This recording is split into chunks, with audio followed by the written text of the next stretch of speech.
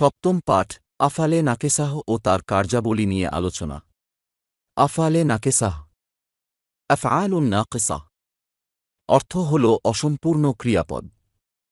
যে সকল ক্রিয়া দ্বারা কোনো কাজ সংঘটিত হওয়ার সময় অসম্পূর্ণ থেকে যায় তাই আফালে নাকেসাহ বা অসম্পূর্ণ ক্রিয়া।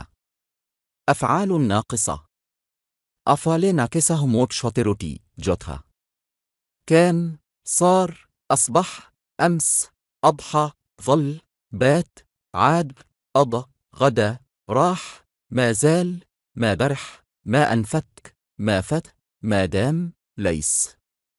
আফালে নাকেসাহ শুধু ফায়েল নিয়ে সম্পন্ন হতে পারে না, বরং খবরেরও প্রয়োজন হয়। এ কারণেই এগুলোকে আফালে নাকেসাহ বা অসম্পূর্ণ ক্রিয়া বলে। আফালে নাকেসাহ জুমলায়ে ইসমিয়াহের পূর্বে এসে মুবতাদাকে রফা বা পেশ ও খবরকে নাসব বা জবর দেয়। যেমন রাশেদ দাঁড়ানো ছিল, কানা রাশিদুন কাইমান। কানা এর মারফু, কে ইসমের কানা। ইসমুন ক্যান ও মানসুব, কে খবরের কানা। খবরুন ক্যান। বলা হয় স্মরণীয় যে আফালে নাকেসাহ অবস্থা বিশেষে তার নিজ ফায়েল দ্বারা সম্পূর্ণ হয়ে যায়। যেমন বৃষ্টি হল, ক্যানা মাতর।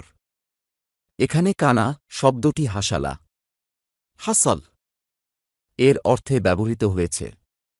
একে কানা তাম্মাহ, ক্যানা তাম্মা বলে।